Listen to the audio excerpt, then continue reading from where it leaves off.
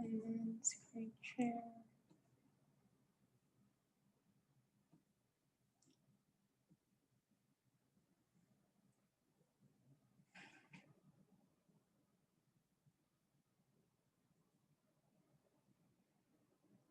Okay. Alrighty. Can you move that image of me over there somewhere? Do it there. Okay.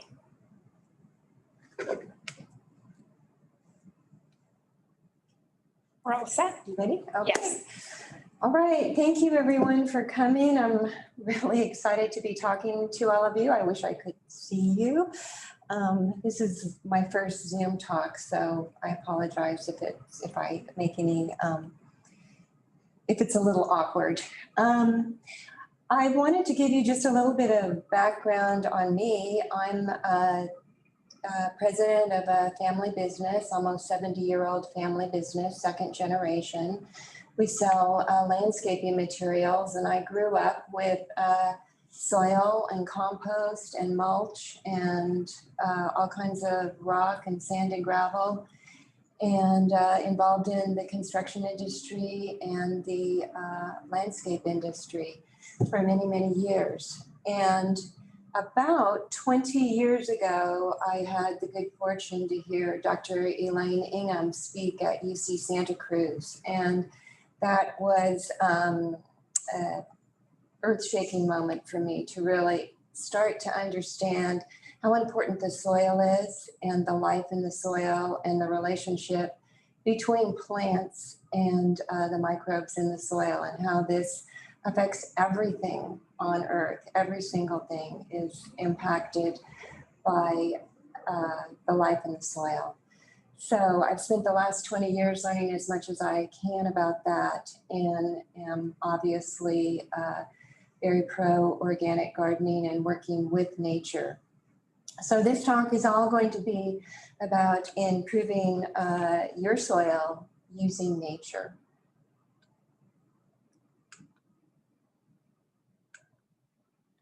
So the outline, I'll talk a little bit about what soil is, what texture is. I find most people get confused between texture and structure. I certainly did. Water infiltration and the impact that you can have on water infiltration in your home garden. I'll go into a little bit of detail on the soil community, the microbial community, and the larger community. Talk a little bit about soil tests, not go into a lot of detail, but just give you a little bit of information on that. I'll also go over some tests that you can do yourself in your home garden to determine how lively your garden is. And then I'm going to go over amendments, composts, and mulches that we sell at Lyngso, and give you some ideas of what to look for should you not be in this area. I'll go over a little bit of a guide to planting, make a few important points on how you go about planting a tree or a shrub, and then we should have some time for question and answer. But I'd really like to draw your attention to the image on this slide and take a look at it and go, who is feeding and watering that landscape? And we all know we aren't feeding and watering it. Nature is taking care of it. And it's that same nature that's out there that's feeding and caring and ensuring that there's good water infiltration that we can invite into our garden, and our plants will benefit from it, and we will benefit from it. So just start out with, what is soil? We don't really think about it. It's just sort of dusty maybe and gritty, and we don't really think about it a lot. But the soil is, of course, ancient. In the lithosphere, which is where the parent rock material comes from, that's what our soil, the mineral portion of our soil, is created from. It's the sand, silts, and clays come from that parent rock material that's in the lithosphere. And interestingly, most parent rock material, so therefore most soils, contain most of the nutrients that a plant would need and therefore that life on Earth would need. Also interesting to notice is the atmosphere. 78% of our atmosphere is nitrogen. And I don't think we think about that. And so we have a tremendous amount of nitrogen available for use for life in the soil. And they do know how to use that atmospheric nitrogen and make it available to plants. And then 21% is oxygen and only 0.04% is CO2. But these greenhouse gases, of which there are a number of them, while they're small in quantity, they do have a big impact on our climate. The hydrosphere is the water part of life on Earth. That's the liquid, the vapor, the solid, the snow, the ice. A very important, driven very much by, our climate is driven very much by how well the hydrosphere is functioning. And then there's the biosphere, and that is all life on Earth, including us. And but the life that we're really going to be talking about today is plants and their roots, the microbes, the little arthropods that are running around, the worms. Talk a little bit, not too much about birds, maybe a couple bird stories, reptiles and amphibians, and then mammals. So all of this, the lithosphere, the atmosphere, the hydrosphere, the biosphere, go into making a living soil. I'm sure you've all seen the triangle up in the left-hand side, and this is the soil texture triangle. From this, you can tell, you can determine what percentage, you can actually do some tests, and there's a test on the resource page that you can actually do at home that will help you determine what percentage of sand, silt, and clay you have in your soil. And then you can chart it out on that triangle and determine what soil texture you have. So your soil texture is completely determined by the percentage of sand, silt, and clay. That's all texture is. One thing to keep in mind is that sand, as you look down in the far right-hand corner, sand is very, very large, whereas silt is the little blue dot there is the silt, and the little red dot is the clay. So that gives you a proportional idea of the difference in size. So clay is very, very, very small. It's flat. It can stack together, and it can hold on to positively charged ions like calcium, magnesium, and potassium. Hold them onto the clay particles so they don't leach out of the root zone. It's a very, very important component that, that clay provides. And most people I know from working the sales counter many, many years, people would come in on a Saturday and say, I hate my soil. I want to haul it all away. It's full of clay. I want to bring in some brand new garden soil. And really, there is no such thing as new soil, as we know. And you can work with your clay soil and it can function very, very well for you. You just need to build your biological soil structure. Sand, silt, and clays do influence soil's ability to infiltrate water. That's probably not a surprise. A sandy soil is going to infiltrate water pretty quickly. A clay soil and a compacted soil is not. Water is going to move much slower through that. And I'm going to go into quite a bit of detail on water infiltration. That's a really important point and very, very important for us in California, where we are having a drought and a lot of fires. And we really need to do everything we can to infiltrate any rainwater we get into our soil. The soil matrix is probably another common diagram that you've seen. And it's a really important one, and I'm going to spend a bit of time on this because this is where you start seeing how soil structure comes into play. So if you look at the right-hand side, you'll see the mineral particles. That's your sand, silt, and clay. And in this diagram here, which actually represents a pretty good biological soil structure, you're going to have about 45% minerals. You're going to have 50% open space over on the left side there, which will be air and water. So you can have good gas exchange and you can have good water infiltration. And then you're going to have about 5% or more organic matter. The organic matter is what has actually created the space, the air and water, the space for the air and the water. So of that 5% organic matter, only 10% of it is the microbial community. And about 10% is roots from living plants. And about 80% is humus. Humus is the dead organic matter that is no longer that you can no longer tell what it came from. It's broken down, has a very great capacity to hold onto water.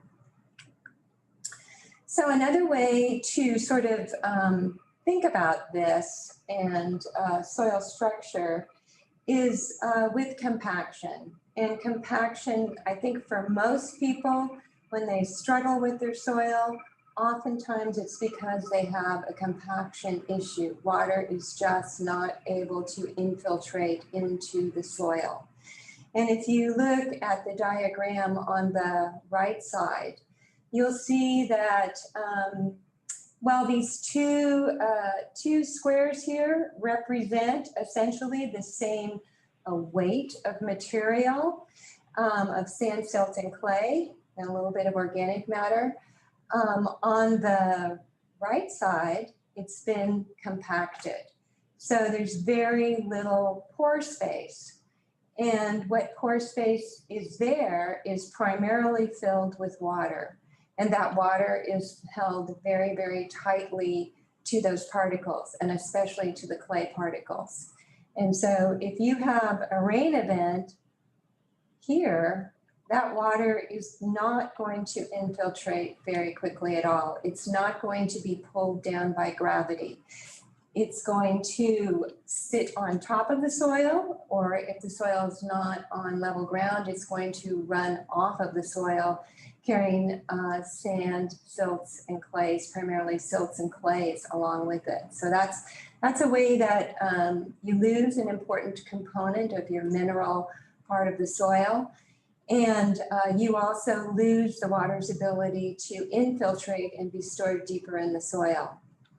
On the other side, where you see you have lots of, on the left side, where you see you have lots of airspace, you can see that when it rains or you irrigate, the water will be able to move through there and be pulled deeper down into the ground. It'll be pulled by gravity deeper down. And the water will be held in some of these little pore spaces and be available for your plants. And you also have good gas exchange, which is really, really important.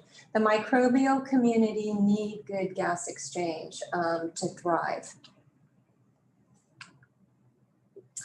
And then here's another picture of the soil matrix, and I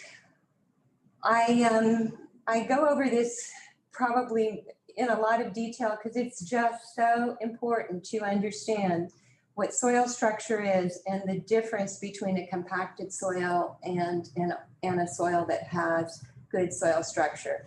So you can see the two circles here. The one on the right has far more soil in it. It has 74% mineral. The one on the left, 45% mineral. The one on the right has very little ability to hold on to water. To have air circulation, very poor gas exchange.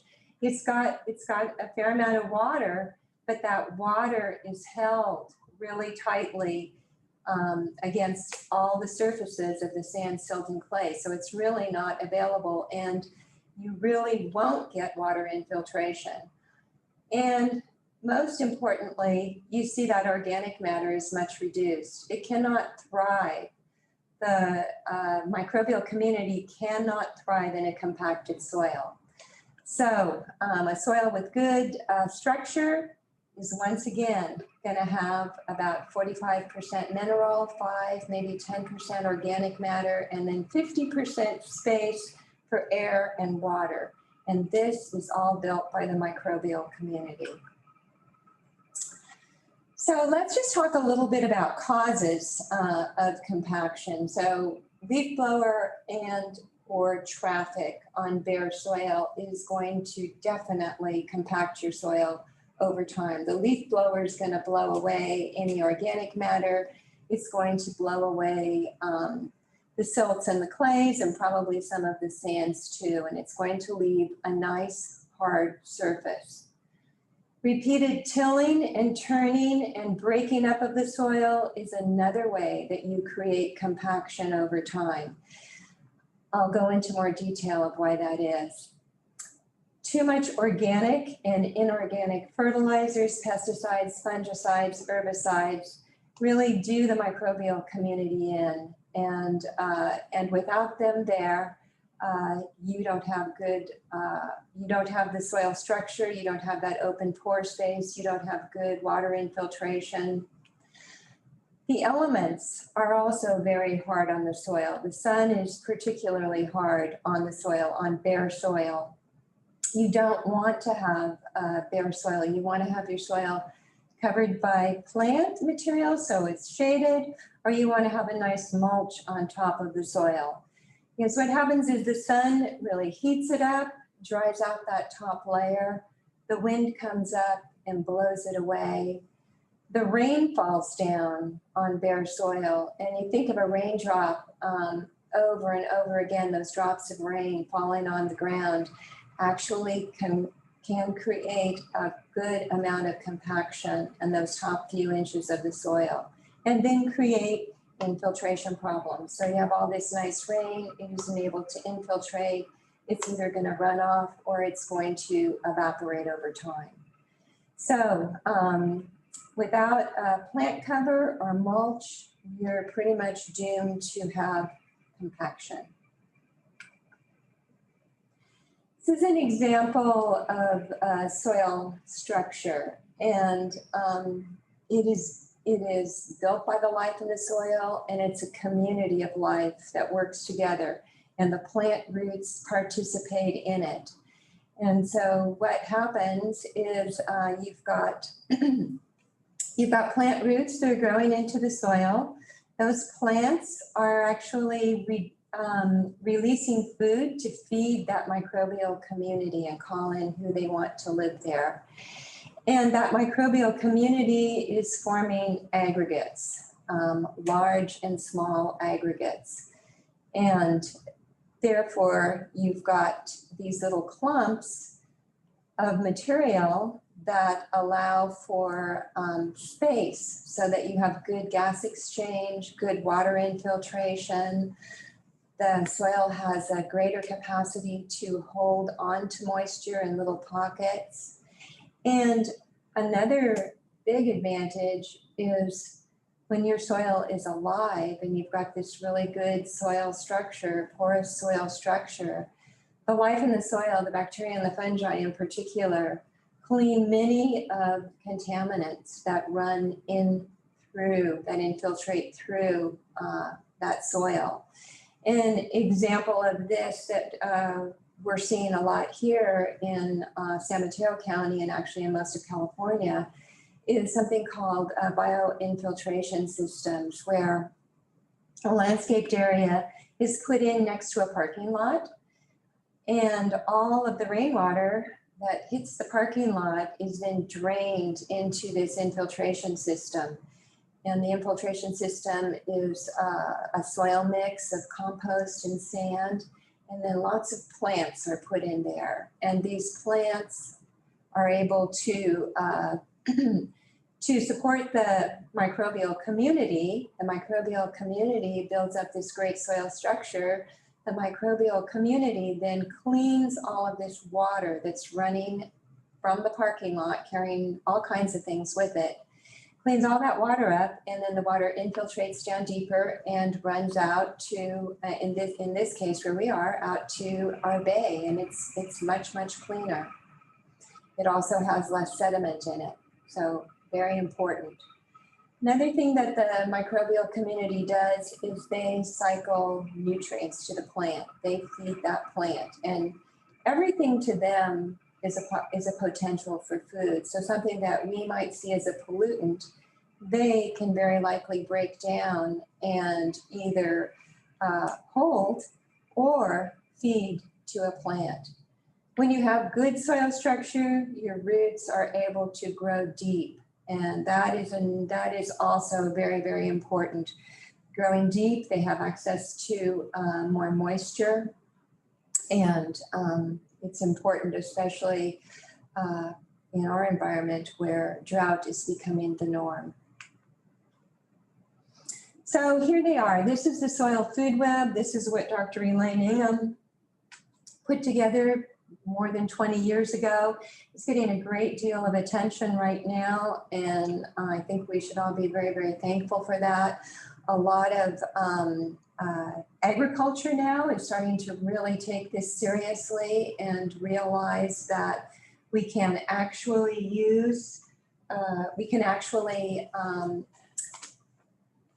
work with the microbial community to feed our plants and make sure our plants are healthy and pest and disease free.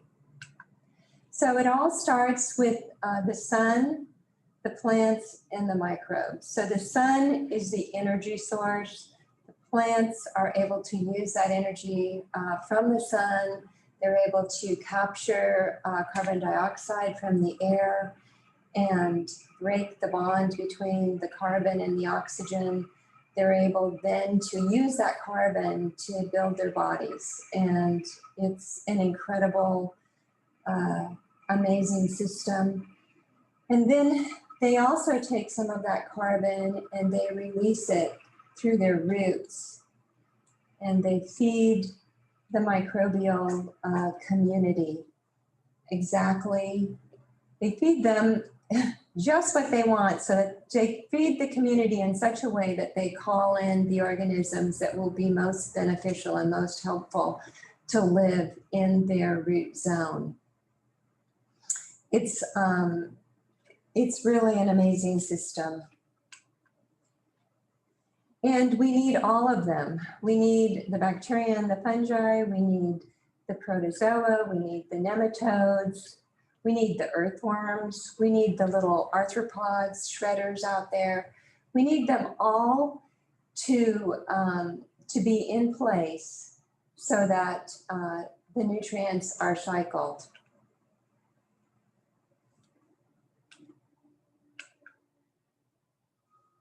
So when they're all in place and the plant gets exactly what it needs when it needs it, and that's something that you can't possibly do. You just cannot really predict exactly when your plant needs exactly what. So when you start working with the soil food web and start supporting that microbial community and start realizing that you're starting to develop some good soil structure, you can feel more confident that your plants are able to get what they need when they need it. That they also really protect them from a lot of pests and disease, and a lot of, especially a lot of fungal diseases, which are soil-borne diseases. If your plant is healthy, it can fight off those soil-borne diseases. If it's got a good, strong microbial community there, many of the soil-borne diseases really aren't a problem. A lot of them just become saprophytic or decomposers in the soil. So it's very interesting to understand that what we think of as a disease-causing organism Doesn't necessarily have to be a disease-causing organism if we have everything else, if we have everyone else in place. There's a balance then that's kept. And as I said in the last slide, this soil community will be able to detoxify many pollutants. And that is really, really important that the soil has that ability to keep us safe.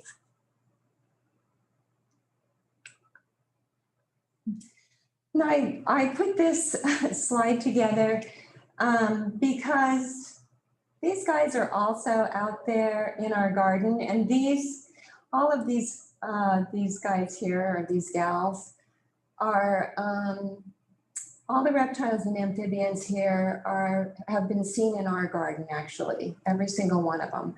Some of them, thankfully, the rattlesnake only one time, but they all have their place, and they're, other than the fence lizard, they're sort of shy and quiet. You may not see them too much. You might hear the Pacific tree frog, but they're all helping to create and hold that balance. And so you see the Pacific tree frog in the center. We have them in our garden. I've had them in almost every home I've lived in. They're just there. And if you have some water available, they'll usually come around. Above at noon is the gopher snake. And I don't know how many times I've taken a grasp when I've seen the gopher snake crawling out of some brush.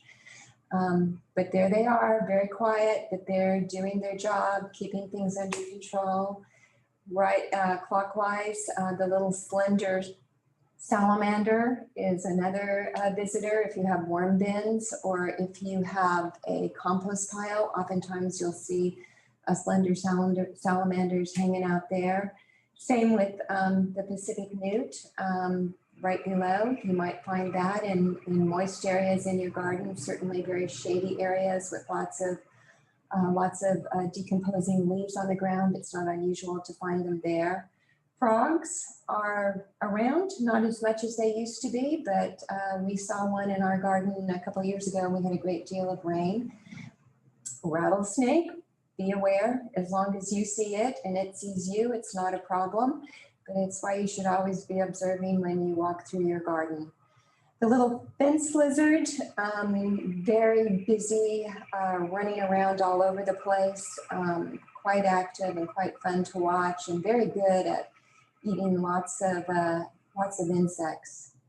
Little rubber boa. One day I was walking down the road and I saw what I thought was a little piece of chain link fence on the road, and I thought I better pick it up so a car doesn't run over it. And it was a baby rubber boa, and it wrapped itself around my little finger, and I brought it over and released it on the side. It was quite a delight to see that little rubber boa there. Then the Santa Cruz garter snake, a very common inhabitant of our garden. And the skink. The skink is much shyer, and sometimes if they see you seeing them, they'll hide. But all of these have a place in our garden, and as we start working with the soil food web and with our plants, they start coming back in, and it's really great to see. It's really great to have them there. Talk a little bit about tests that you can do. I know a lot of people ask about soil tests, and I think I don't always think a soil test is completely necessary, but let's talk a little bit about it. If you look on the left side here, you'll see under the macronutrients, you'll see carbon, hydrogen, oxygen, nitrogen. Okay, all of those come from the atmosphere. And when you have a well-functioning soil, you really don't have to worry about a lot of nitrogen application. The macronutrients below that, the phosphorus, the potassium, the calcium, the magnesium, the sulfur, your parent rock material. For most of us, that is available in our parent rock material. Your soil test, your chemical soil test, is not going to test for what's in your parent rock material. It is going to test for what's available to the plant. That goes for the micronutrients on the other side. Your soil test will let you know what's available for the plant, but it won't tell you what's in your parent rock material. So if you do a chemical soil test, you will get the macro and the micronutrients that are available to your plant. If you're going to do a chemical soil test, you may as well go ahead and do your soil texture and find that out. It's sort of nice to know if you have a sandy loam texture, or if you've got a silty clay texture like we have, or more of a clay soil. And then organic matter is really nice to know how much organic matter you have in your soil. That kind of gives you an indicator, that definitely gives you an indicator of how well your soil is functioning. If you've got a good biologically alive soil structure, you should have pretty good organic matter, 5% or more. And then pH is interesting. Most soil tests will tell you pH. Just keep in mind that pH fluctuates, and pH, I'm not going to go into a lot of detail on this, but the rhizosphere, or the root zone area of your plant, that rhizosphere is able to actually influence its own pH. So your plants are able to control that a little bit too. A test that you really might consider doing is a heavy metals and hydrocarbon test. If you live in a community with older homes and maybe you had lead paint, you might have some heavy metals in your soil, and it would be good to know. And you would want to know that if you have children or animals playing out in the soil, or if you're going to be growing vegetable crops, especially leafy greens and root crops. So that might be a test that you might want to do. It's a little expensive, but it might be worth it. And then the last test that I'll talk about is a biological soil test. This was based on Dr. Elaine Ingham's work, and it's a soil food web analysis where you send in your soil and somehow they count the bacteria, the fungi, the protozoa, the nematodes, beneficial as well as not beneficial. And you can also have them take a look at the mycorrhizal fungi. The mycorrhizal fungi is an important part of our soil community. The mycorrhizal fungi is the fungi that forms a relationship with plant roots and actually extends the zone in which plants can get nutrients and also get water. And interestingly, the plants and these microbes and fungi do somehow communicate together. So it's quite a lovely system. So here's another test you can do. This you can do yourself in your garden, and I think it's a good test to do, especially if you're going to be planting shrubs and trees. You really want to know how your drainage, how well your soil drains. And so it's a pretty simple test to do. All you have to do is go and dig a hole about a foot wide and at least a foot deep. And then fill that hole with water and let it drain. And then come back the next day and you're going to refill it with water again.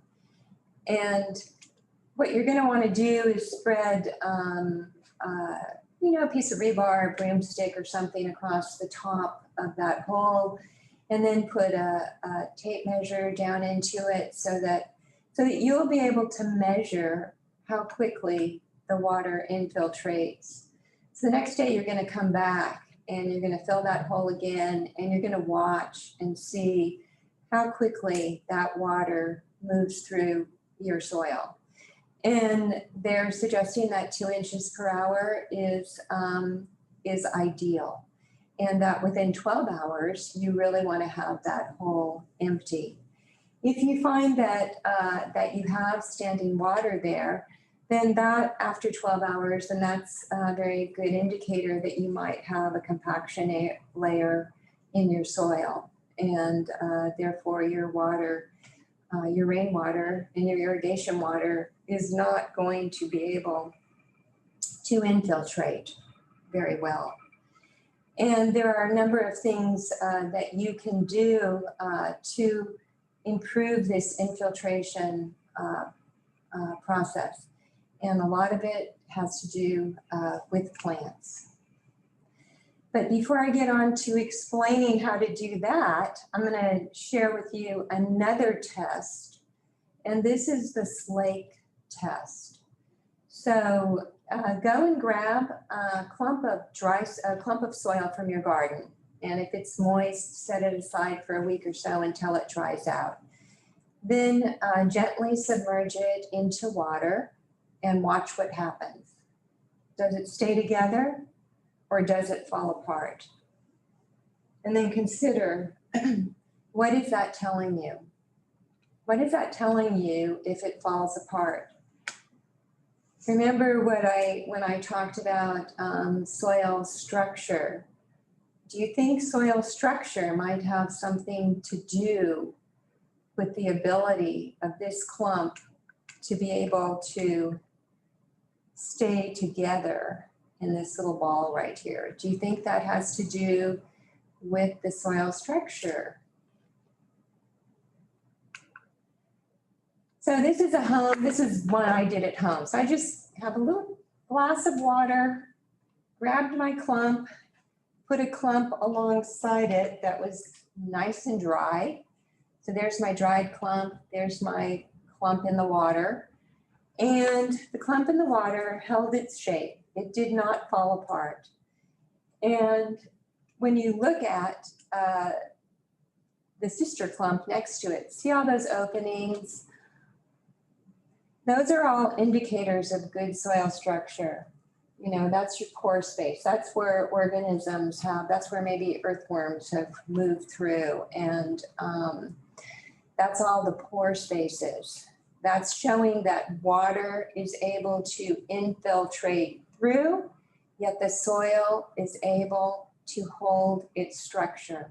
And that's built by all the biotic glues, all those glues that the microorganisms use to create their community. And so this is what we want to have for our soil, is we want this structure so that when it rains, our soil doesn't just melt. It holds together. It allows the rainwater to move through and infiltrate through and move down into our aquifers and recharge our aquifers, and cleaning that water the whole time that it's moving through. All those microorganisms are cleaning at the water so that the water that moves into our aquifer is pretty clean. So my last tip for you in working with your garden and trying to figure out where you're at is just to observe. Pay attention, go out there, sit in your garden, watch who's there, see what kind of bugs are running around and flying around. Those are all indicators. Grab a handful of soil and take a look at it, smell it. Does it smell earthy and wonderful? Does it just make you feel good? And then look very deeply at it. Do you see all those holes and all those pore spaces where the water can run through, and the little rootlets, and you see how it's all nicely clumped together, all these different shapes, and you see a little bit of organic matter that's on the way to being digested, but still somewhat representative. Anyway, spend time in your garden just observing and being with it. So now on to, okay, what do I do? I think I have really compacted soil. What do I do? Well, the main things that we that we, when we think about our garden, we should be thinking about our soil structure. And then we probably always think about our fertility. But let's think about soil structure first. So what do we need to build good biological soil structure? What we need is we need life in the soil. And what does that life need? That life needs food, and it needs energy so that it can build its community and build that structure. So I already talked about plant roots. Plant roots provide food for the life in the soil. And then on top of the soil, the organic matter that's on top of that soil also provides food. So in an urban setting, we may not be able or be willing or even have enough leaves to fall on the ground and allowed to break down and become that organic matter. But we need that top layer of organic matter on our soil.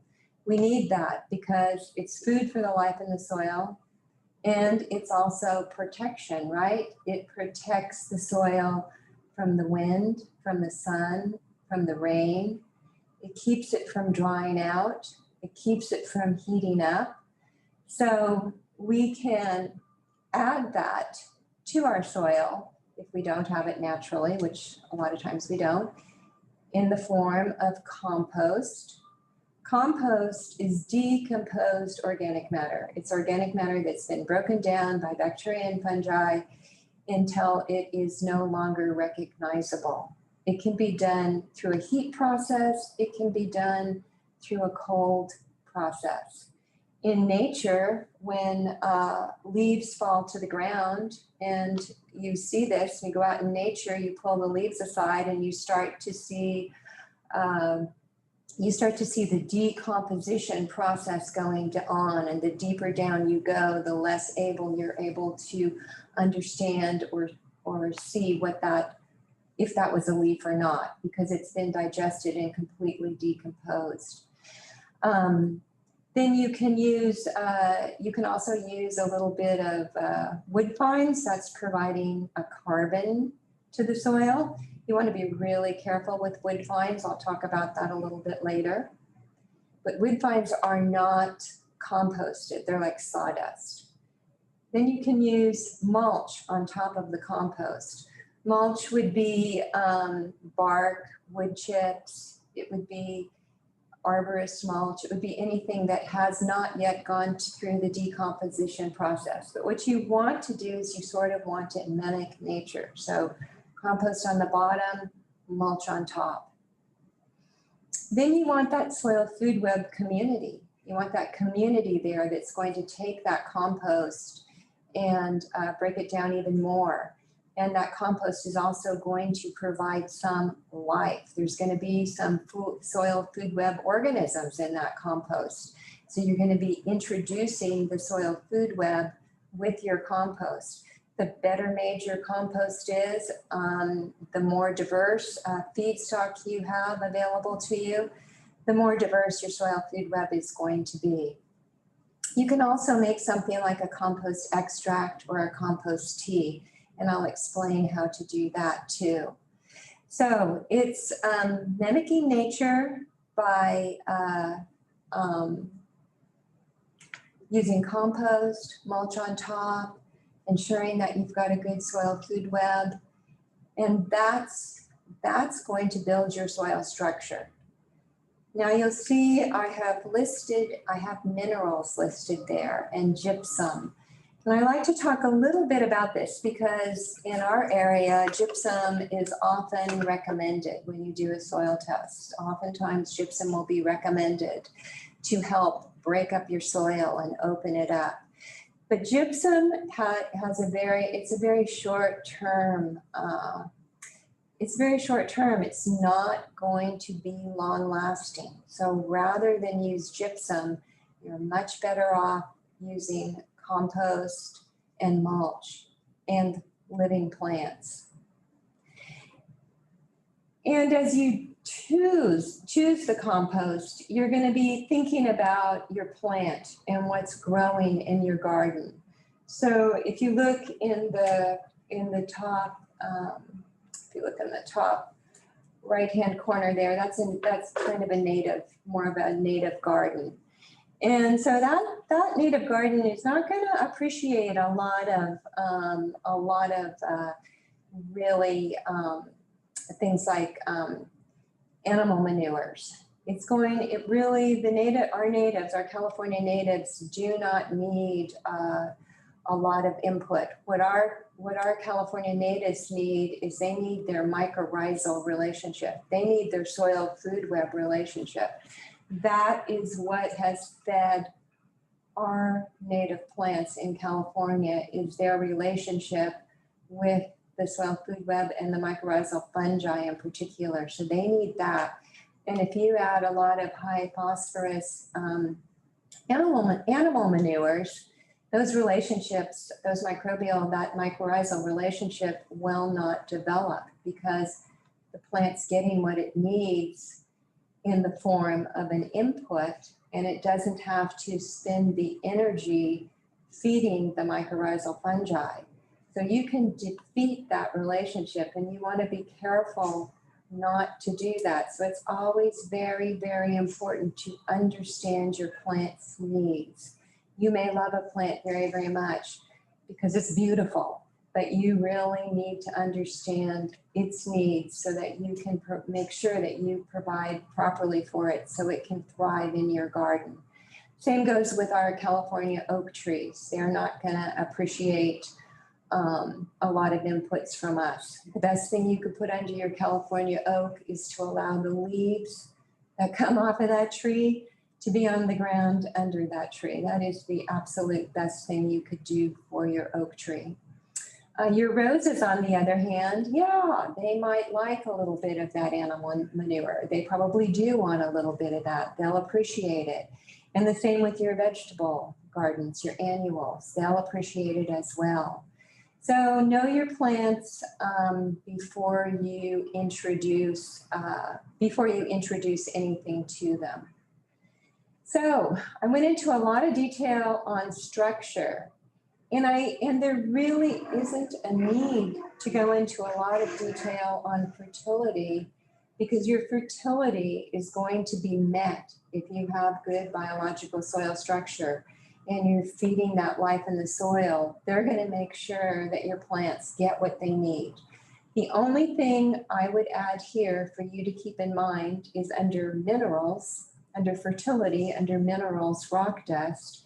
And that is, if you are working with a soilless medium, with maybe pots or raised bed, and you're not using any sand silt clay, you're not using any topsoil, sandy loam soil, then you probably do want to add in some rock dust, because there are a whole heck of a lot of elements that the plant needs, and you just can't provide it in a fertilizer. So adding a little bit of rock dust would be appropriate if you're growing plants in a medium that doesn't have any sand silt or clay in it.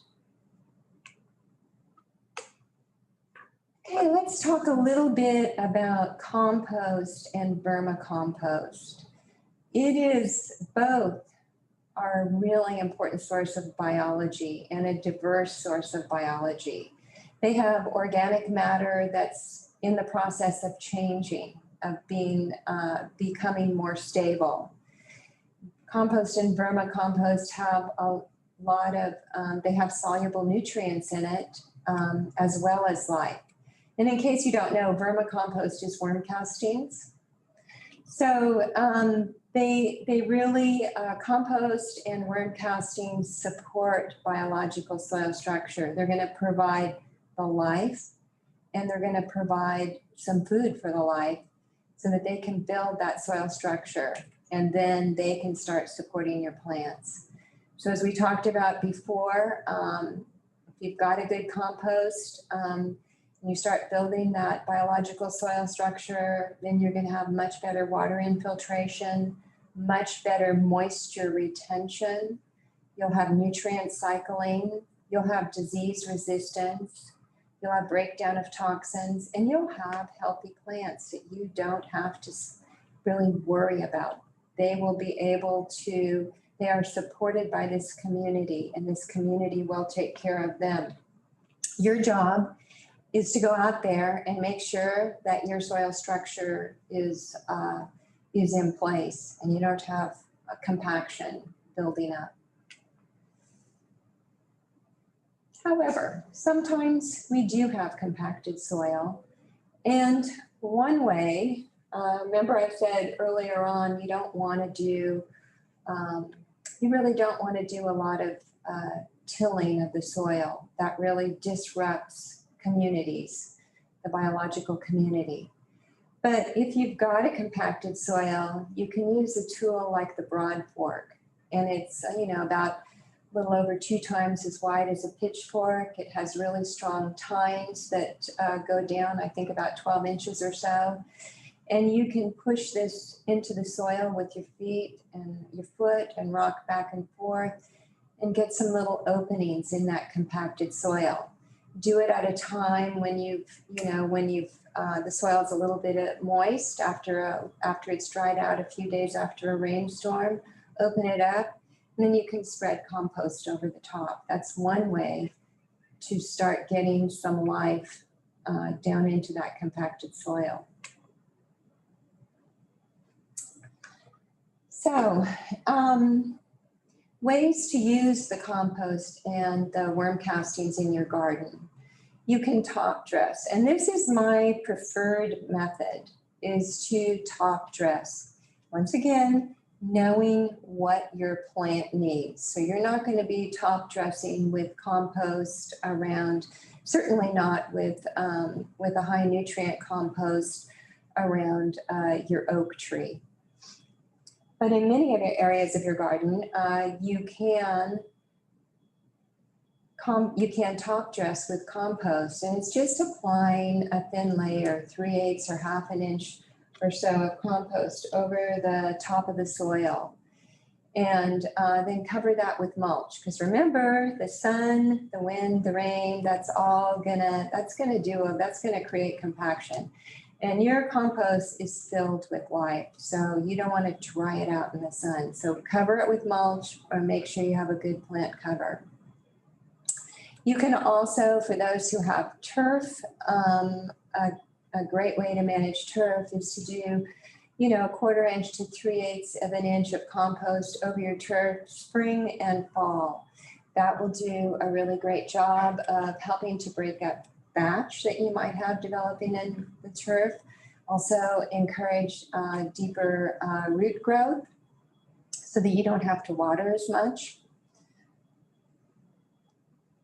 As I said in the previous slide, you can open up compacted soil with a broad fork and then apply an inch or so of compost over the top of the soil and let that compost just work into the holes that the openings from the broad fork, and then apply mulch over the top of that. You can also do this is in severe situations, people still want to do this.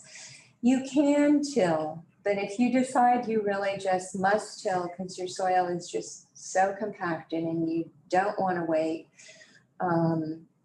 you can do a one-time till. And I really do not do it if you've got tree roots in the area, but you can cover the area with 2 inches of a good compost and till it into the top 6 to 8 inches, and then immediately plant that area and mulch. And you should never have to till again because you're going to keep that structure protected. So you're not going to have, it will not become compacted again. Always keep compost and mulch away from the base of your plants. You never want to pile it up against the base of any of your plants. And depending upon the size of your plants, it may be a few inches up to 6 to 8 inches. But very important to do that. These are some of the composts that we sell here.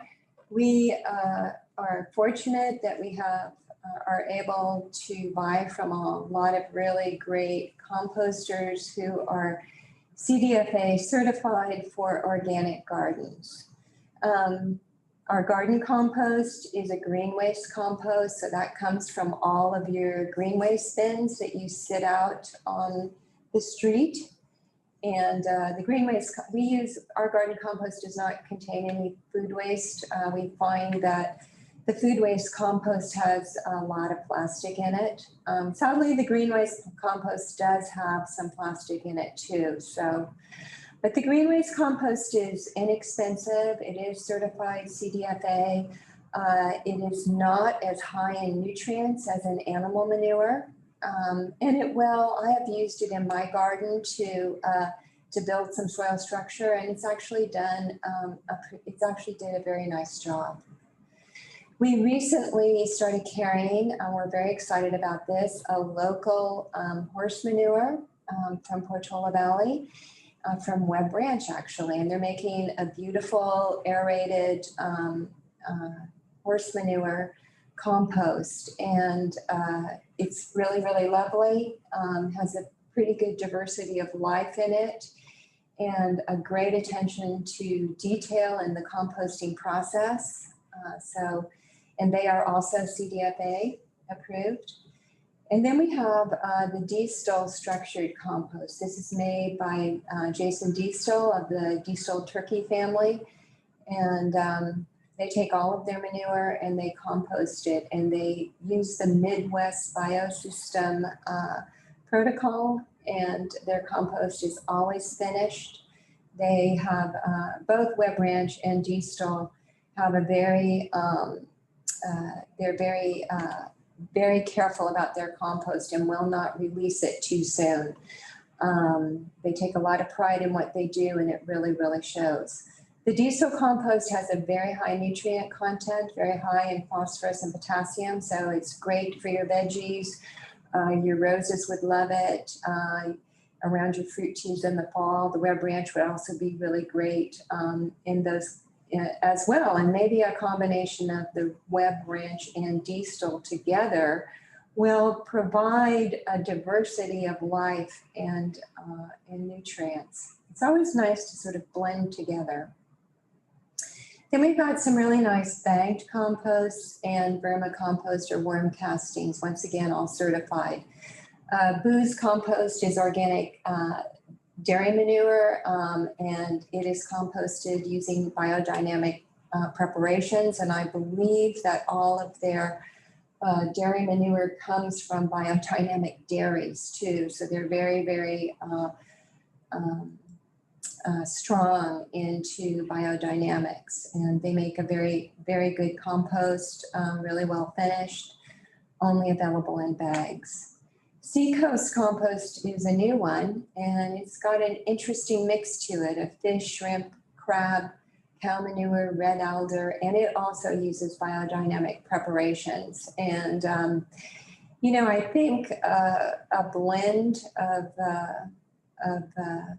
the Boo's, the Seacoast, and then the vermicompost, the worm castings, would be a nice combination. You can use that around the base of your fruit trees, in your vegetable garden. You can also take them and maybe blend them in, some of them in a little bit with the WR Premium Dark Brown Compost or the Diestel Structured Compost, just to add a little more diversity. The whole idea is you want a diversity of life. And one thing to keep in mind is when you're buying compost, especially bagged compost, you want to make sure that they're stored out of the sun. Don't store them in the sun because they're alive. And so you don't want to store them in the sun. Same with your compost your bulk compost, when you bring it home. If you aren't going to use it right away, see if you can either put a little tarp over it or cover it up, because that sun really does dry it out and really does limit the life in the top inch or so. So protect it. Another tool for you is to make a compost extract. And as I was saying earlier, a blend of a number of different well-made composts and vermicompost and cold compost, if you have access to that, will add a great diversity of life. And when you make a compost extract is something any of us could make at home. All we need is a 5-gallon bucket, that's it. And you can buy paint strainer bags, they're very inexpensive. You fill your 5-gallon bucket up with water, not completely to the top, but almost.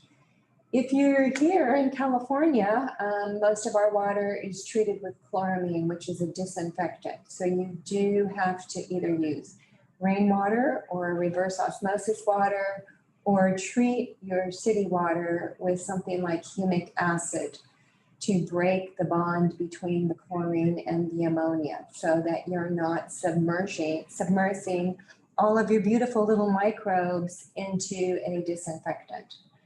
So you'll take a couple of cups of maybe a few different kinds of compost, put it into your paint strainer sack. You'll treat your water with humic acid.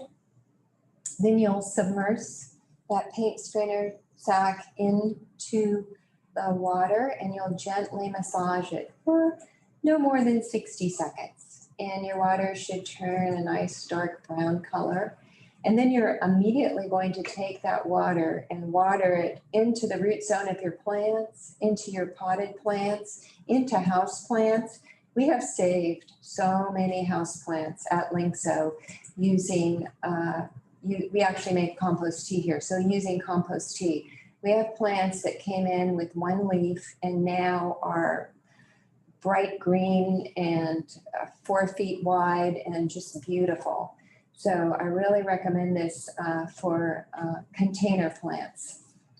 But interesting, you can also just use this on bare soil to inoculate that soil with life and then cover it with mulch to protect it. And that life will start making a difference for that soil.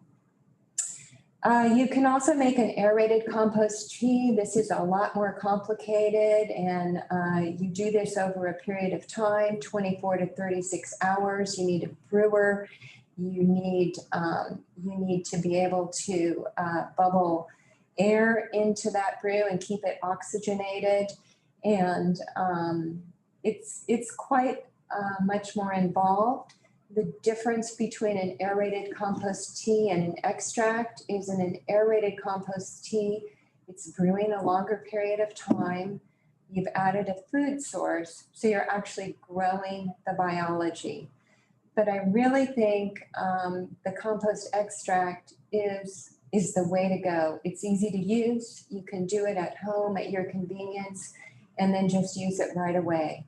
If you do decide to do an aerated compost tea, you also, once you're done brewing it, you do have to use it right away too. You can't let it sit there. So all of this extract and compost tea, aerated tea, need to go in the ground right away because they're alive. Woody amendments and mulch. You know, years ago, woody amendments like redwood shaving and redwood amendment was commonly rototilled into the soil. That was something that was recommended all the time to do. And what you're doing when you're doing that, especially with the redwood amendment, is you are applying a source of carbon to the soil. So it's food for the microbe. It's also creating space. And so it does help build soil structure over time. Woody amendments are carbon-based. So life needs carbon and nitrogen.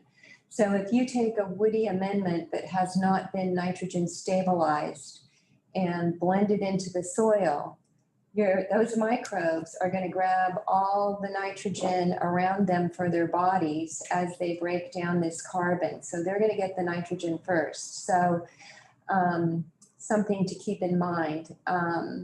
If you blend in a woody amendment or use a woody amendment in your potting mixes, always use a compost along with it so that you're sure to have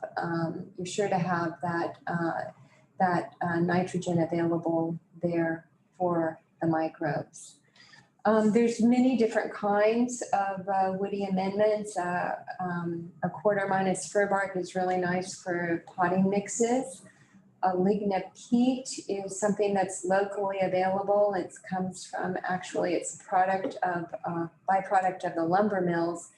And it's actually the bark on redwood trees that has been ground up fairly fine. And so it is a really excellent substitute for peat moss.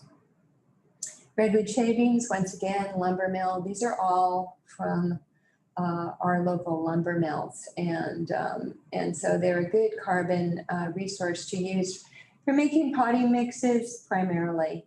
Amendment mix is something that we blend here. It's a blend of our garden compost with redwood shavings. So it's a 50-50 blend. And you can use that on top of your soil, or if you find you really do want to rototill, you could rototill that in.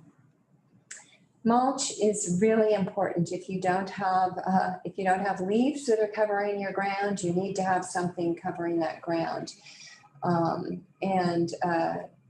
We have a number of different kinds of local wood chips, the bark from fir trees, a ground redwood bark, local cedar bark, and then my favorite, premium arbor mulch, which just comes from local tree trimmings and is double ground.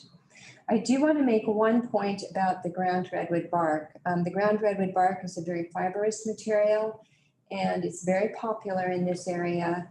If you have overhead irrigation, the ground redwood bark is excellent at hanging on to moisture, and it will hang on to all of that moisture and release very little to the soil. So when you're using a mulch, you want to spread it 2 to 3 inches thick. Probably not much more than 3 inches. Some people go 4 inches. But if you have an irrigation system, do check and make sure that that the irrigation water is going where you want it to go. Do double check with that and ensure that. And once again, a reminder: no compost, no amendments, no mulch up against the base of your trees and shrubs. Always keep it well away from your plants, because compost, amendments, and mulch will all help to hold moisture there. You can develop some fungal diseases there. The above ground part of your plant is meant to have good air circulation around it. So, soil structure, there's many ways to get there. Cover crops is another excellent way to build good soil structure.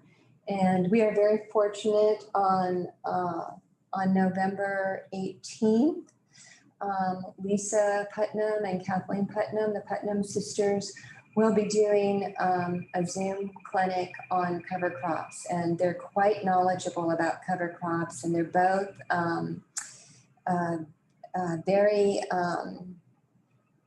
grow a lot of food, vegetables and fruits. And so I would definitely recommend that you tune into their talk on cover crops. Cover crops can do some unique things in the garden. An example is at the Master Garden Education Center in San Mateo.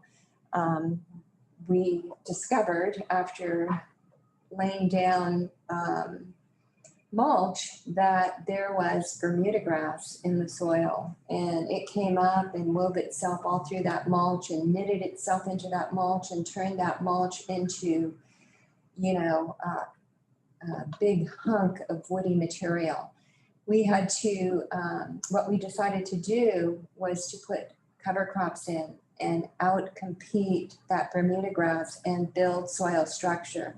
There's very poor soil structure at the Garden Education Center. And so we've been doing this for almost 2 years now, I think. And Bermuda grass is much reduced, and soil structure is developing. Worm population is increasing. When you start to see more worms in your soil, that's a sign that you're developing some good biological life, because those worms like to graze on some of that microbial community. So highly recommend the cover crop class. Kan is going to be doing a workshop on sheet mulching. Sheet mulching is another one of my favorite ways of working with compacted soil, or if you've got a lawn that you want to, turf that you want to get rid of, or you've got a really weedy area, sheet mulch is the way to go. And Kan will be giving that talk the week after the Putnam. So that's the 23rd. It's the day before Thanksgiving. Day before Thanksgiving. There has been a bit of press out lately on the downside of sheet mulching. And I have to say, I've seen many different kinds of sheet mulching. And really, I can see why there's some bad press. So anyway, the way that we recommend doing it, I think really does work. And it's a method that I've used and Kan's used to great success in our home gardens, getting rid of weeds. And also in my case, an area where I had a small amount of Bermuda grass, I was able to, didn't have a lot of Bermuda grass, but I was able to sheet mulch that area and build soil structure so that when the Bermuda grass came back, the structure was there, the soil was open. I could just pull it right out. So it's an excellent way to go to build up life in the soil and build that soil structure and do it pretty quickly. And now fall is a great time to do it before winter rains. Compost and mulch cover, you know, the picture up in the top right-hand corner, that's natural. That's underneath a canyon oak tree. And so the mulch has just been fallen down on the ground under that tree for who knows how long. So you can see the leaves, and then you can see where I pushed away the leaves, and you can see the little white saprophytic fungi. That saprophytic fungi is a fungi that breaks down organic matter, especially high carbon organic matter. So it's in there just breaking it all down, turning it into humus. Humus is what we want in our soil. We want more carbon and more humus in our soil. Humus is pretty much broken down as far as it can be. The qualities about humus that are so wonderful is it, like clay, has the ability to hang on to many different elements in the soil. It can hang on to them, and so that they do not get moved through the soil with water. Humus also has a tremendous capacity for holding on to moisture. So we need more humus in the soil. And to get more humus in the soil, we need carbon. And to get carbon, we need mulch on top of the soil, and we need a living root in the ground that's going to be releasing those exudates, those carbon exudates into the soil. And then in the bottom is, it's our backyard with just a plant cover, just densely planted, and wherever it's not planted, we've got mulch down. And we don't have mulch around the plants because they're so thick, and the sun really can't get in there and dry up the ground. And that works really nicely. We live in an area that was rangeland, and so we had a lot of not Bermuda grass, we had a lot of bindweed. Bindweed is another tough one in our area in California, very hard to deal with. But I find that when you build good soil structure and you put in plants that shade it out, it just goes away and it's not a problem. So I never really had to worry about it. Just planted the plants, and since we mainly went with natives, we didn't add any compost. We just mulched, and the bindweed's gone, and the plants are thriving. So this is how you build good soil structure. cover crops, compost and mulch, sheet mulch, or just a good plant cover and let the plants help you build that structure.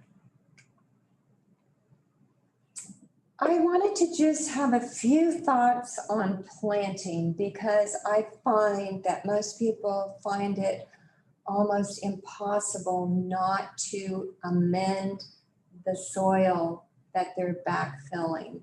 And it has been studied and determined that you should not amend the backfill soil around your trees and around your shrubs.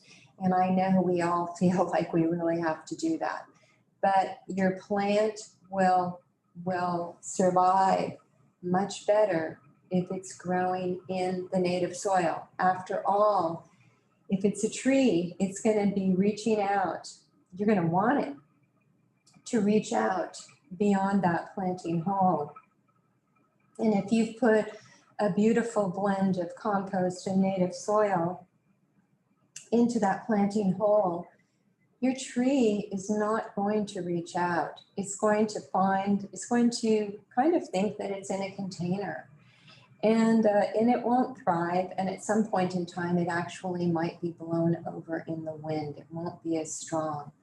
So, we could do a whole class on this. And I talked to Kathleen Putnam about it, and maybe she might do one for us. Because this is a really important subject, because when we get a plant, we want that plant to thrive. And not only do you need good soil structure, you also need to plant it properly. So I've given you a little bit of instruction here on what to do. The most important thing is to just dig a really wide hole, at least 3 times wider than the diameter of the pot, or even more. And if you have compacted soil, make it even wider than that. But do not dig it deep. Do not dig it deeper than the root ball, because you do not want your plant to sink below grade, which is a common occurrence. You actually want to plant your plant a little high so that the root flare is maybe an inch or 2 high. And then over time, it will settle down. You're going to just backfill with your native soil. You're not going to do anything to it. You're going to backfill with it. And you're going to pack it down a little bit with your hand or stamp it down gently with your foot just to try and pack it in a little bit. And then when you're done, you're going to water well. And then you're going to take, and this is my recommendation, I don't always see this when I'm reading about how to plant, but I do believe a little bit of compost on top of that, away from the base of your plant by a good 6 inches or so. And a little bit of compost, maybe ½ inch or so of compost on top, and then out beyond the planting hole will provide life and nutrients. Now and what that's going to do is that's going to help build the soil structure. And then you're going to want to put 2 to 3 inches of mulch on top of that. And remember, keep it away from the root flare of the tree by 6 inches or so. Stay away from that. Okay, so, and don't fall for it when you feel like you really have to add something. Just force yourself not to. So we've been talking about the life in the soil. And if you feed them, your plants are going to feed them exudates. You're going to use a little bit of compost depending upon what kind of plants you're growing. And you're going to make sure your soil is protected from the sun and the rain by good plant cover or by mulch. And then you're going to be surprised, and you're going to go out there and you're going to pull aside that mulch, and you're going to stick your hand in and you're going to pull up a couple worms. And that is your indicator that things are going very, very well, and your plants are getting what they need because the life in the soil is getting what it needs. So these are some beautiful sunflowers, and I love this picture, even though it's out of focus, because of the sun rays. You know, the sun drives the whole system. And it's a beautiful system that we have here on Earth. It's amazing. Know your plant's needs. Most important, always know your plant's needs. Protect the soil from the elements with plant cover and mulch or mulch. You know, if you have good soil structure, that means you have good water infiltration. And I didn't say this, but good water infiltration means that we're going to have a more healthy climate in the world. We have a terrible water infiltration problem on Earth right now because of what we've done. And so in our home garden, let's make sure we have good water infiltration. And when that rainwater hits the ground, hits our plant and is gently guided to the ground, or hits our mulch and is gently guided to the ground, it's infiltrating into the soil and it's being cleaned by the microbial community. And it is moving down and restoring our underground and restoring our aquifers and moving through our underground waterways out to our creeks and streams and rivers and going to our oceans and bays clean. We want to feed the microbe community when appropriate for our plant compost. And we want to make sure that we've got some carbon there, mulch. We want to respect that the microbial community and the plants know how to take care of each other. So we want to be out there observing and watching and seeing what's happening. You can tell when a plant is happy, and you can feel good when a plant is happy, that microbial community is getting the plant what it needs. So remember, it's an ecological system, and it's our responsibility and our job on Earth to support the community that supports all life on Earth. And I just want to say thank you very much. It was great talking to you. This happens to be a canyon oak that I'm very fortunate to live close to. It's about 350 years old, was estimated by someone. And it's quite inspiring to be able to sit underneath a tree such as that, who's been here for such a long time.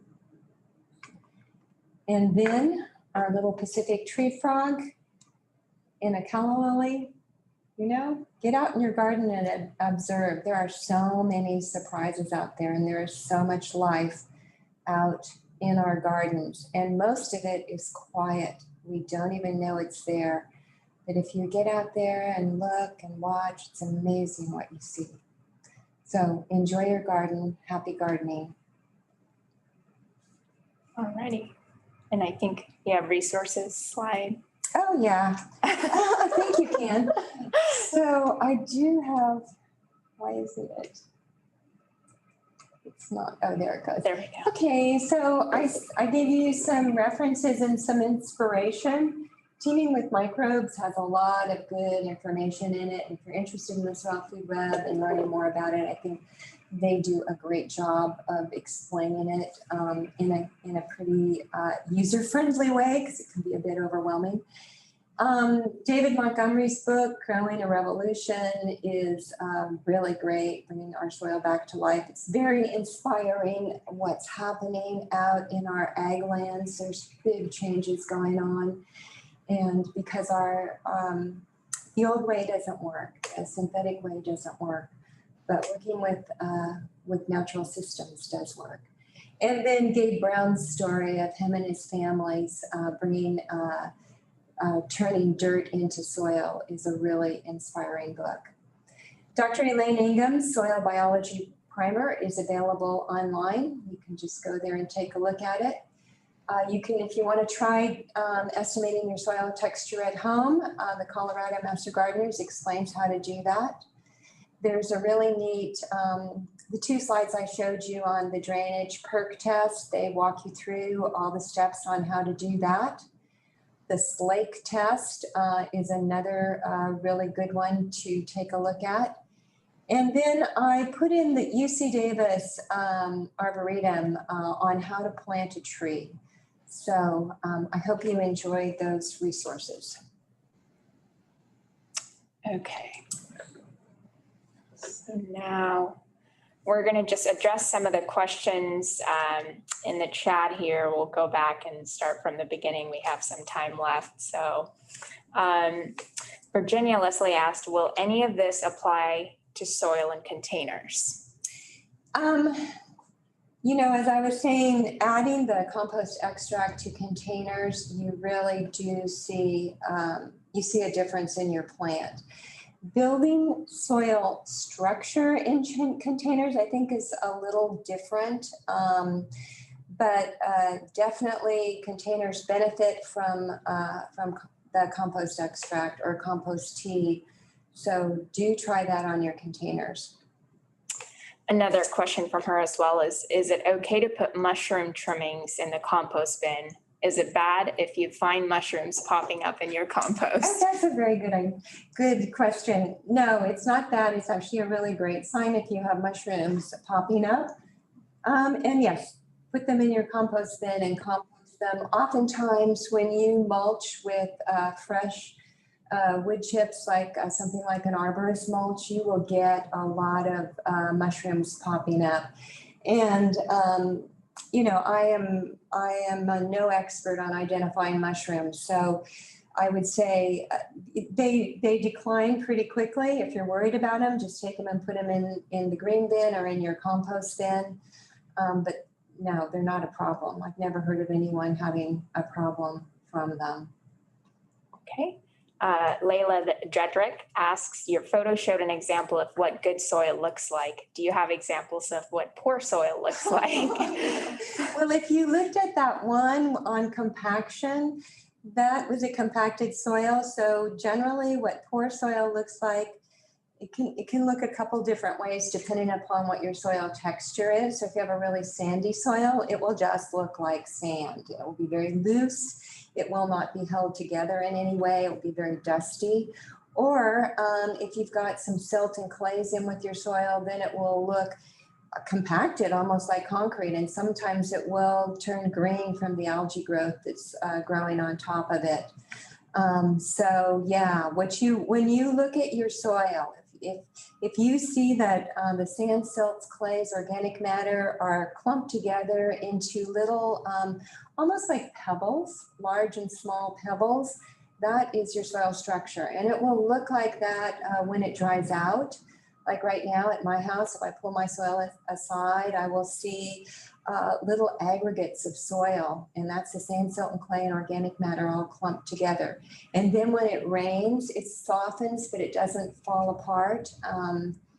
So just, you know, go out at different times of the year. It really does change over the season. And one thing, if you have good soil structure, you'll see those aggregates and you can take your fingers and stick them into the soil. If you've got compacted soil, you're not going anywhere. Your fingers are staying right on top. Michael Podolsky asks, how do I improve my soil if I already have mulch on top and the area is planted? What is your suggestion for organic matter? Yeah, well, then you can, you've got mulch on top, so you're providing carbon. If you pull your mulch aside, are you seeing that it's breaking down underneath? Are you seeing a difference between sort of your native soil, a little bit of a transition of your soil with some aggregation and then maybe some fine material and then your mulch on top of that? That would be the decomposition process. If you're just seeing your mulch sit on top of your soil and your soil is, you're not seeing any aggregates in your soil or your soil is very, very hard, then there's a couple of things you can do. You can make compost extract and water that in. That would probably be in some ways easiest. You can pull this mulch aside and put down a layer of compost and then reapply your mulch over the top. That would be a little bit more difficult. If it's appropriate, you might consider putting a couple cover crops in there and let those roots go to work, opening that soil up. That might be another option.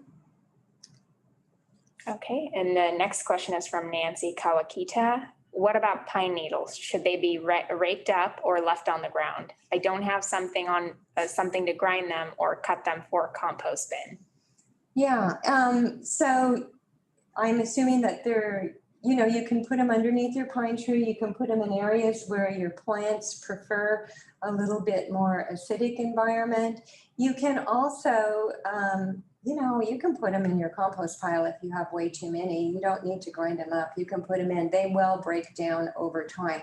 I've actually put ground redwood bark in a compost bin, in a hot compost bin, and had it break down without any problems. So give it a try in your compost bin if you have more than your garden can handle as a mulch.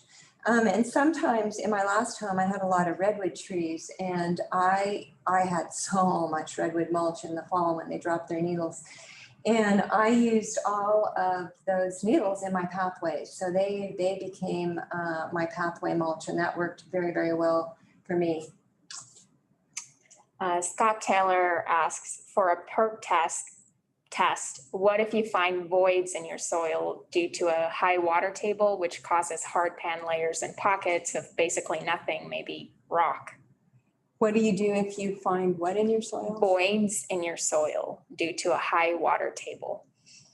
Yeah, if you have a high water table, that, you know, that has its own, I mean, you just have to deal with that. And there's not much you can do with a high water table. And what was the other part of it? There was something about which causes hard pan layers. Yeah. And pockets of rocks. The hard pan layers depends on how high your water table is. Sometimes you can physically break through hard pan layers. It depends.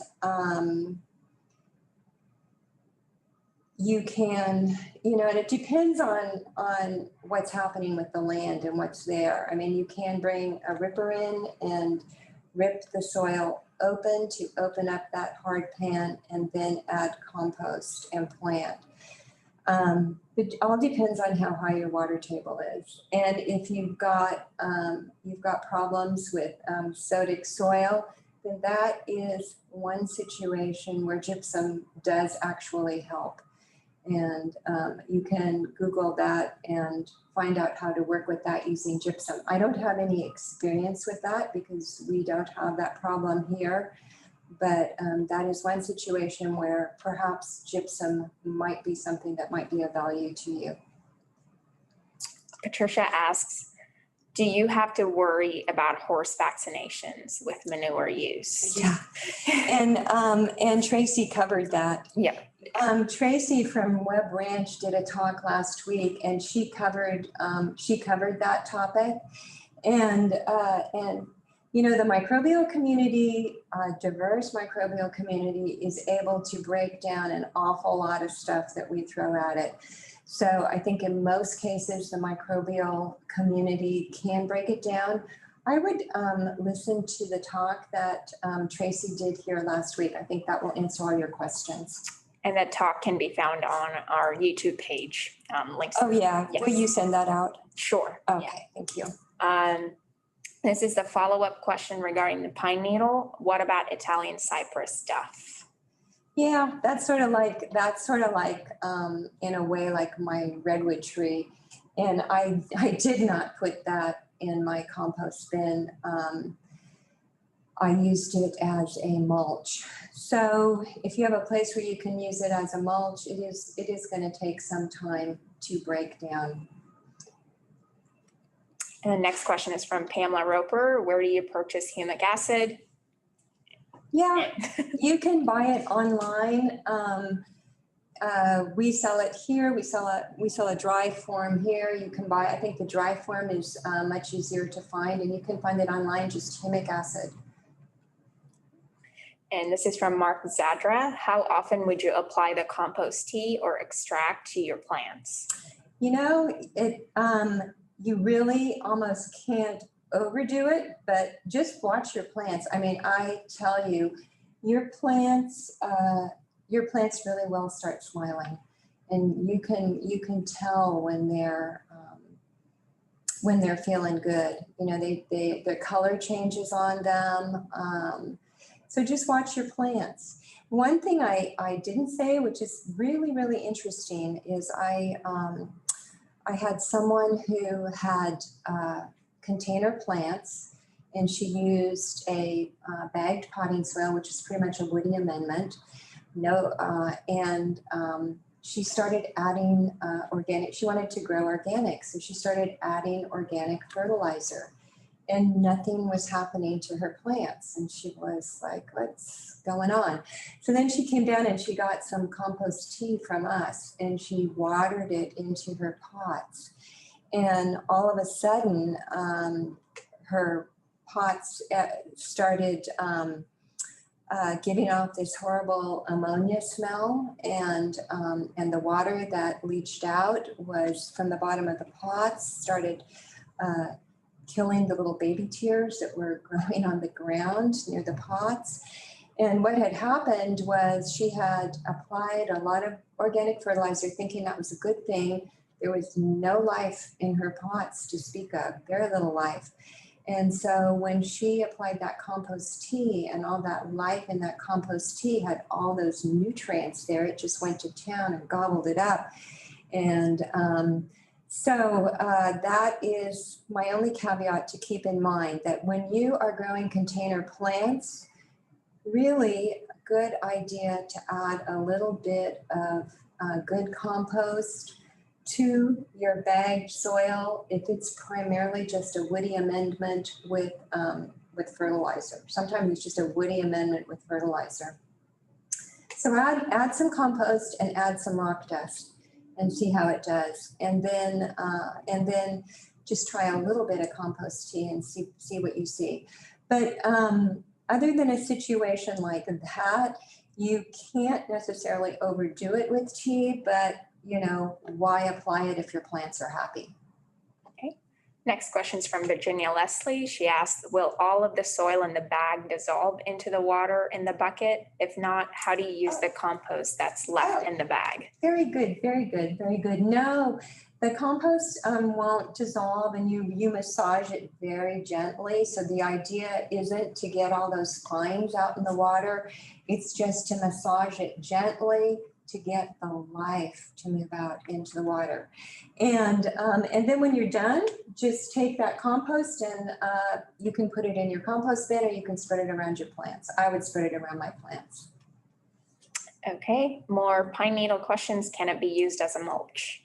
Yes, yeah. Okay, and can the amendment mix be used as a mulch? It's compost, it's garden compost and redwood shavings. In a vegetable bed, it would be a good mulch in a vegetable bed, any sort of annual crop. Yeah. And next question is from Scott Taylor. Does a non-composted wood additives pull nitrogen from the soil when it breaks down? Does a what? Non-composted wood additives like wood fines and such. Yes. Can it draw nitrogen? Yes, it does. It will. So that when you blend woody material into your soil, you really want to make sure you have some compost in there with it as well. When you spread mulch, this is a common question that people ask me. When you spread mulch over the top of the soil, is that going to tie up the nitrogen, so it's going to affect your plants? No, not really, because it depends upon the size of the plant. If it's a if it's a seedling, yeah, do not compost, do not mulch around a seedling. Wait till the roots have developed a little bit and move deeper down into the soil. Okay, so the next questions are all regarding sheet mulch. Can sheet mulching get rid of invasive bamboo, bindweed, and do you sheet mulch with natives? So for bamboo, bindweed, and what else? Natives. Native. Can you sheet mulch with natives? Or do you sheet mulch with natives? Native plants? I'm assuming native plants, yes. Okay, well, sheet mulching would not get rid of bamboo. It won't get rid of any rhizominous, any rhizominous plants will not be phased by sheet mulching. What it will do, and what it did do, the way I used it for Bermuda grass, was it opened up the soil structure so I could easily pull the Bermuda grass out. But with with bamboo, no, you're gonna have to, I'm not sure, I don't know if it would change the structure enough that you could pull out bamboo. I have not actually experienced trying to remove bamboo. And bindweed, no, sheet mulching will not impact bindweed at all. It will just run right through it and come up eventually. But over time, when you plant that area, the community of plants that you put in that area will outcompete the bindweed, and the bindweed will go away. The only place where you may still continue to have a problem with bindweed is in raised beds where you're raising vegetables, annual vegetable crops. You can still have some bindweed coming up, and it's just a matter of just staying on top of it, as miserable as that is. That's my experience with it. And then I'm not sure what the last part of that question was, if it was native plants. Can you sheet mulch for native plants? Sheet mulching for native, before you put in native plants, I think is a great idea because you're building that soil structure. And native plants work with the life in the soil. That life in the soil is really, really important to them. So building that soil structure and then going in and planting your natives is good. However, don't use something like a diesel turkey manure for your compost. Use something more like a garden compost, something that has a little bit less nutrient content to it for natives. Okay, the next question is from Carol Calston. How do I measure to prepare amount of materials needed to sheet mulch my yard? Oh, well, that's, yeah, you just, it's, you should listen to Kan's talk, but all you do is measure the length and the width. So you have the square feet. And then that, I think that 2 inches of compost, a half an inch below and 1.5 inches or so above. So that's 2 inches of compost. 1 cubic yard of compost will cover 150 square feet. And 1 cubic yard of mulch, 3 inches deep, will cover 100 square feet. And we have a calculator on our website that can calculate for you. Next question is from Tabia Haywat. I have an area that has shrubs that have been there for about 30 years. The soil is very compacted. How can I amend to be able to plant flowers in the bed around the shrubs? So now is a great time of year. I would just put down a 1/2 inch or so of a good compost and then put a couple inches of mulch on top. It'd be a good idea to add a little moisture first and then water down the mulch and then let it go through the winter rains. And by spring, your soil should be, you should see a difference in your soil, and it should be improved, and you should be able to put some plants in fairly easily, and they should be happy. Okay, I think it's pretty much the last question here from Ennis Hall. Is fish emulsion and vitamin B1 harmful when transplanting? Oh, I don't, fish emulsion, I don't have a strong opinion on either one of those. I don't think that they're probably harmful to the biology, but I don't actually know. I've not worked with either one of them. I don't use fish emulsion anymore. Now I use fish hydrolysate. Fish hydrolysate is actually the whole fish. We take off the part we want to eat, and then the head and the bones and all the skin and all the oils and everything go to make this hydrolysate. And so that is a very, very good and rich food for the microbial community, including the fungi. And vitamin B1, I have no experience with it, so I don't know the answer.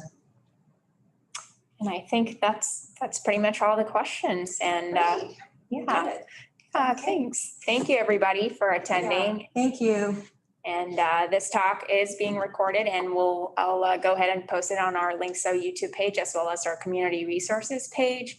And I'll go ahead and email out the links mentioned here, and as well as the PDF copy of the presentation today. Thanks again for attending. Thank you. Thank you, Kan. Thanks, Terry.